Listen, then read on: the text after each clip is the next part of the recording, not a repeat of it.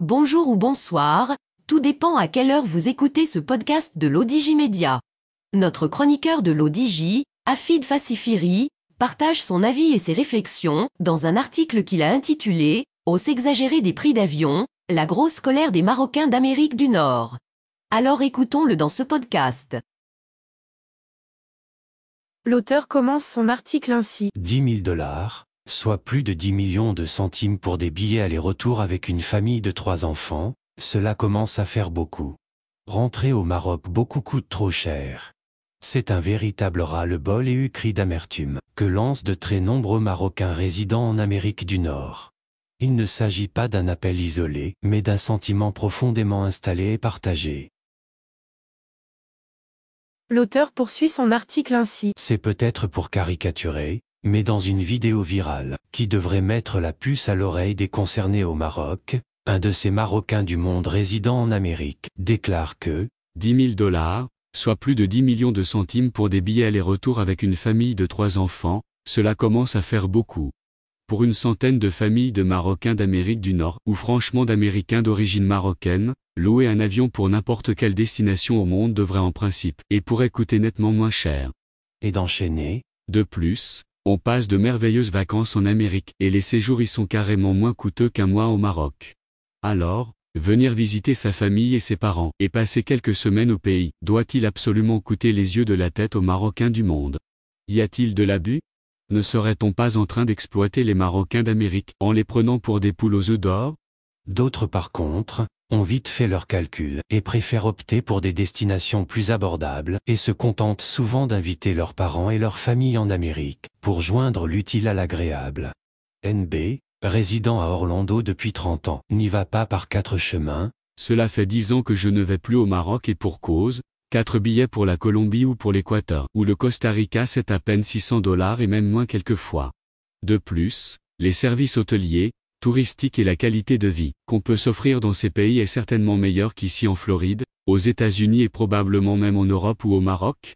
À ce propos, il n'y a pas que la Royal Air Maroc qui a augmenté ses tarifs, mais pratiquement toutes les compagnies. Et ce depuis quelques mois avec une hausse qui dépasse de très loin celle enregistrée après le Covid. Mais, on est en droit de se demander de manière légitime pourquoi cette hausse a particulièrement touché les vols en provenance des États-Unis et du Canada. L'auteur précise ainsi. Au chevet des préoccupations des Marocains du monde. Le raffermissement des relations et des liens de la communauté marocaine de l'étranger avec le pays d'origine, surtout en ce qui concerne la deuxième et la troisième génération, passe impérativement par des pouvoirs publics à l'écoute et un gouvernement qui se met au chevet des préoccupations de cette communauté qui, rappelons-le, pèse très lourd à travers des transferts de devises qui ont connu une hausse exponentielle ces 2 dernières années et contribuent activement et concrètement au développement local dans toutes les régions du pays. Il n'y a aucune raison, légitimement, pour que ce raffermissement des liens avec le Maroc se fasse exclusivement aux frais et aux dépens des Marocains du monde, et particulièrement ceux en provenance d'Amérique du Nord, qui paient trop cher actuellement leurs billets d'avion pour des vacances estivales au bled. NB, autre expatrié aux États-Unis, s'exclame à son tour. Ici en Amérique nous n'avons pas besoin que se déplacent des conseillers du CMCE et encore moins des fonctionnaires du ministère des Marocains de l'étranger si cela existe encore. C'est une fois au Maroc que nous avons besoin que nos démarches soient simplifiées du côté des administrations, comme celui de la conservation foncière, car il est impensable, inadmissible et invivable de passer un mois de vacances à régler des formalités anormalement compliquées et longues. De plus, si les prix des billets d'avion ne reviennent pas rapidement à la normale, beaucoup renonceront à rentrer ou le feront de moins en moins, car ce n'est pas parce qu'on gagne bien notre vie qu'on peut accepter de dépenser une fortune pour atterrir au Maroc. Alors, messieurs dames du gouvernement et du CMCE, trêve de discours creux et activez des mesures concrètes. L'auteur conclut son article ainsi. Que dire de plus? Les orientations du Royaume du Maroc sont pourtant claires en matière d'intérêt porté aux Marocains du monde. Alors, faut-il attendre encore une fois que Sa Majesté intervienne une fois de plus et donne ses hautes recommandations pour que les billets d'avion d'Amérique du Nord puissent retrouver des niveaux raisonnables? Rédigé par Afid Fassifiri, élu par l'intelligence artificielle de l'ODJ Média. Merci d'avoir écouté ce podcast de l'ODJ Média, ce bouquet de supports numériques, portail, magazine mensuel connecté, web radio et web TV.